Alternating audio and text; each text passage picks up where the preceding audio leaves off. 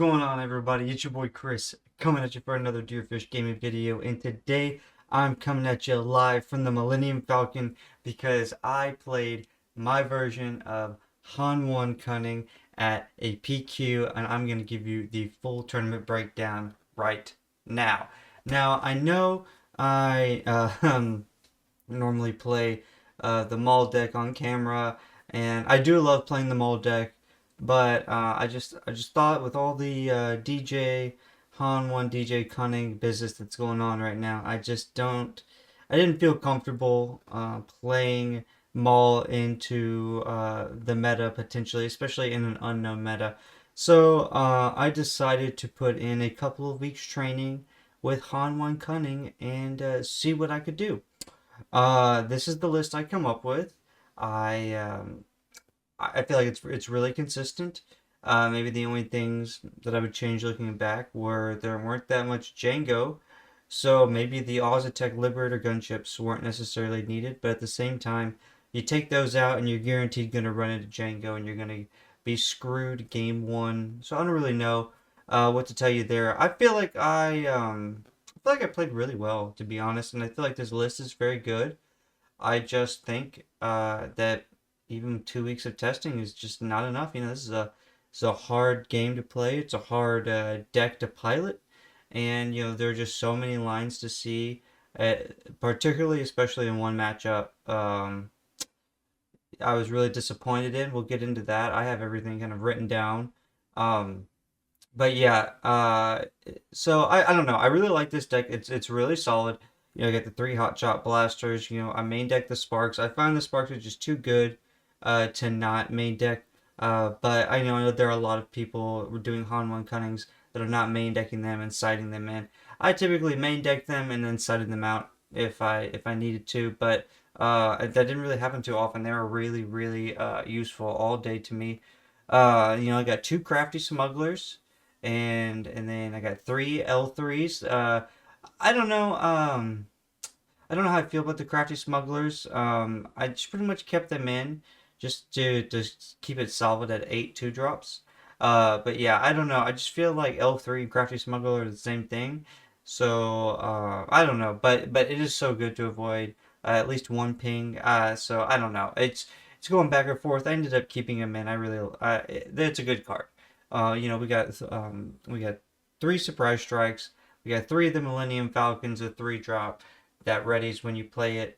And then you got to pay one to keep it out there. We got three Bodhi Rooks, three Liberated Slaves. We got the three DJ and the three Tech, of course, the three Waylay, two Liberate Ozatech Liberator gunships.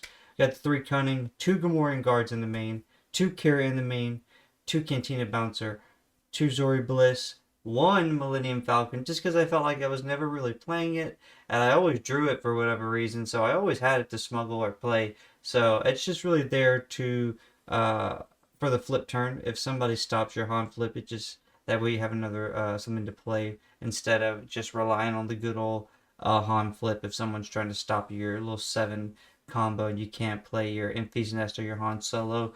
And then to follow it up, of course, is the Han Solo 7 drop, 3 of, and then 2 of the Infy's Nest 7 drop in the main deck. So that's a pretty solid 51 card main deck. Did not even notice it was 51 cards. I typically would say stay at 50 cards, but I liked this list. And then in the side deck, I had 2 Bamboozle, 2 Clear the Field, 1 Kira, the third Kira, then the third Cantina Bouncer, 2 Plo Cloons, 1 Millennium Falcon, as a just in case, and then the third Infy's Nest. So yeah, I just felt like this was a really, really solid package to go into a somewhat unknown meta. I mean, it's known, but it's unknown, right? Because it's a completely different area than where I live, so I didn't really know exactly what to expect, what was popular in that area. So I guess I've gone this far in the video. I haven't even said where the PQ was. I went to the Shreveport, Louisiana PQ at the Gamers XP. It was a fantastic event. They hosted a great event. I really, really enjoyed my time there. Had a lot of different things for purchase, a lot of singles, and just a lot of they had all the starter decks. I was honestly surprised. It was a really cool shop. And I really, it was really spacious, had a lot of room for people to play, didn't feel cramped. So yeah, so it was good playing wise there. But now to get into the gameplay. Okay, so round one, I started against Obi-Wan Mono Baloo, and I took that 2-0. They were relatively long games just because a lot of Sentinel and just a lot of stalling, trying to get just removal and try to combat what I was trying to do. But I had enough bounce to just keep getting the Sentinels back after my opponent already had all their resources tapped. So I was able to attack through the Sentinels, essentially just instead of maybe playing something, I had to bounce with cunning and then pump a card that I already had, or and then give surprise strike or in waylay or waylay and then surprise strike. Do little combos, but we were able to edge that out and get that out 2-0. That was a really good matchup. I felt really good, especially just because playing against something different. I liked seeing something different. I had never played against an Obi-Wan deck before, so I had a lot of fun there. And yeah, I just you get that first round win. It feels really good going into your tournament. And so then I get paired against my friend that I came there with, and we were both playing the Han 1 Cunning. So it was the mirror match. It was a nightmare. Game one, I lost. My friend was able to take it, and he just went too wide, too fast for me. I did not draw what I needed, and that was that, right? And so then for game two and game three in this matchup, I took out the sparks of the rebellions, and then I think I took out potentially one waylay and I think maybe no, yeah, I think it was just that one waylay and three Spark of the Rebellions. And what I did is what I put in the third Kira, the third Cantina Bouncer, and the two Plo Clunes, and that was really really helpful in just being able to have more units. And that Plo Clune was really really key in winning the mirror match. And then I was able to take the next two games to win this match. So I am now 2-0. I'm feeling very good. I think that I've won the mirror. I think it's going to be probably the hardest matchup all day. Feeling really really good. Okay, so then I reach Sabine ECL. Okay, very very tough matchup. Sabine, she does her Sabine things. Okay, I took the W on the first game. Okay, feeling good on the first game, and then the second game I lose, and then the third game I lost. Okay, I lost the third game. I'm not gonna lie. I was visiting. I had a lot going on in this PQ. I was also visiting family. So I don't necessarily exactly remember the exact details. Also, just because I should have did this video earlier, I was just busy. But the big play that got me was I had played my Gamorrean guards, and the man, what happened? I think a K2. I think my opponent K2 SO'd, ECL'd the Gamorrean guards away, and then I think maybe discard. Yeah, maybe discard. And so I was getting ready to flip my Han. Right, I only had one card in hand, so that was my Han. That was my 7-drop Han. I think I ramped potentially too much on this game three, and my opponent was able to take advantage of that. And my opponent had a Jin Urso on the field, and then so swung 4 damage into my Han after I flipped. I really had no choice but to flip. It was probably a misplay, but it is what it is. We're past it. We're looking back on it now. And then with the Jin Urso getting the +1 damage because my Gamorrean guards died, all it took was a Daring Raid to finish off my Han 1 leader. And I was essentially game over from there. I had no cards in hand against Sabine. I think I already had like 14 or 15 damage on my base. Of course, we finished it out, and I made my opponent get the full 30 damage. But yeah, and it was still close. Like I believe I still, yeah, I still got him all the way to 19. So it was 19 to 24 before the last batch of damage was done, or where I conceded. So it was a good trio of games, and I don't feel bad about it at all. Those Sabine games were always close. Um, and yeah, we'll come back to this specific Sabine player later. You'll know why. You'll know why later. Some of you might be able to already hint the spoiler alert. So I then played Quinlan Tarkentown. So Quinlan Tarkentown, I actually tested into, and I was actually feeling pretty confident. And I was like, okay, I'm gonna be able to, I think, squeeze by on this because I kind of am practiced against the lines there, but I did not practice against the Rebel version, and I was going against the Rebel version, and boy, oh boy, did it was just slightly faster than I expected with those with that discard package that's in there. Yeah, it was just really really nasty. And let's see, I lost game one, and then I won game two. Um, that's right, I won game two with a surprise strike from Han Solo for the game from 16 go from 16 to 25. And then and I was at 29. I was at 29 health. I was at 20. Let's put this up to the camera. Can you see? You see? Nah. Okay, my camera's not letting it see it, not letting you see it. But I was at 29 health, or 29 damage on my base. So that shit was scary. Okay, it was literally the last action, and I was gonna get 2-0'd if I didn't have that surprise strike. And then I lost the third game.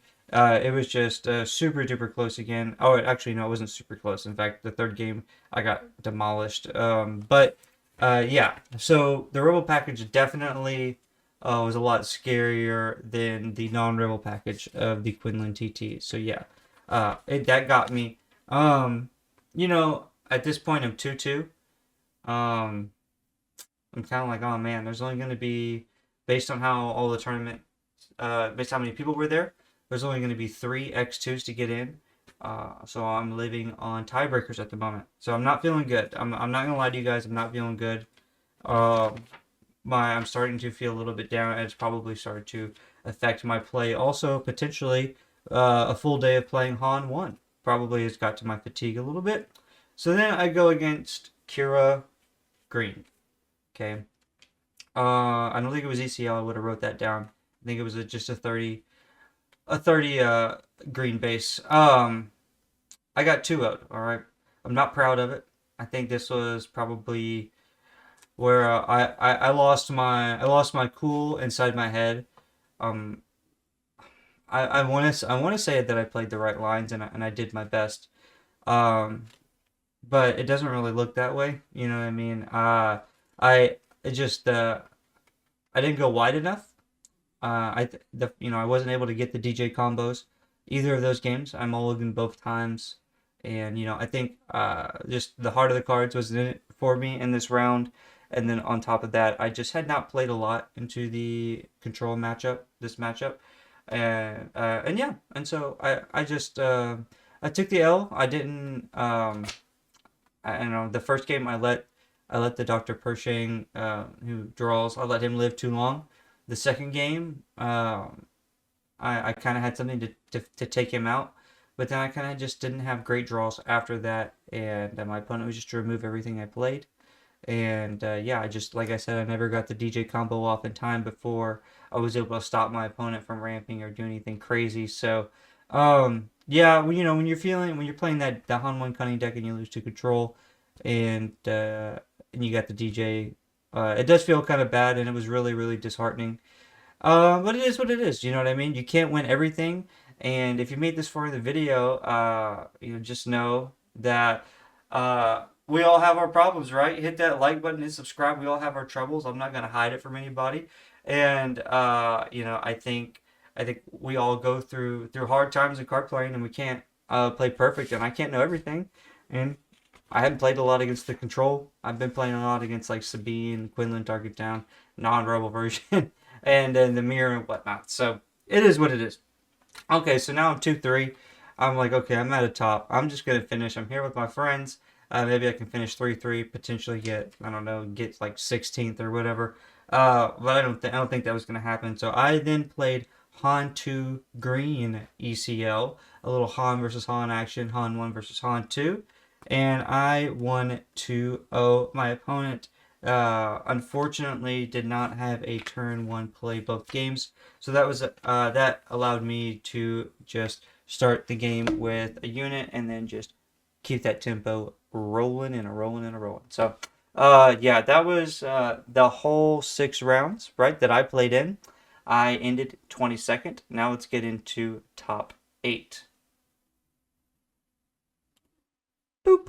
Okay, so top 8, we had one Han, one yellow, one Han, one red, an item blue, 2 times Sabine ECL, a Django Tarkentown, a Boba 2 yellow, hey, a Ray Tarkentown, and then in the top 4, we had Han 1 yellow versus Sabine ECL, and then we had a Han 1 red versus a Sabine ECL.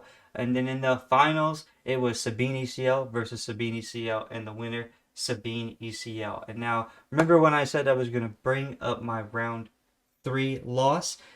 The winner was my round 3 loss. So, congratulations to you, Ben. I had a lot of fun playing you, and I think you did really well.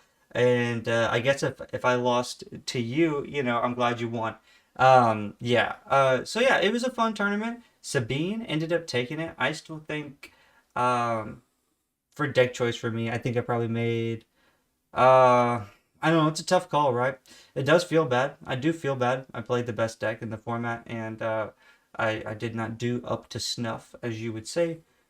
I probably would have had more fun playing my Maul deck, but uh, I needed to learn this deck. I had fun playing the deck. I think I just need more practice with it, and so I guess to end this video off, if you're playing Han 1, it just takes time, I put in 2 weeks of really good practice. I put in several games a day.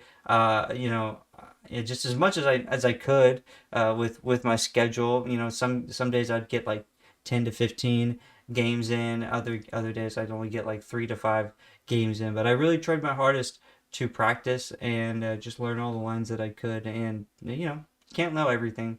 So, but you got to keep practicing, keep learning those lines, and eventually you'll get there.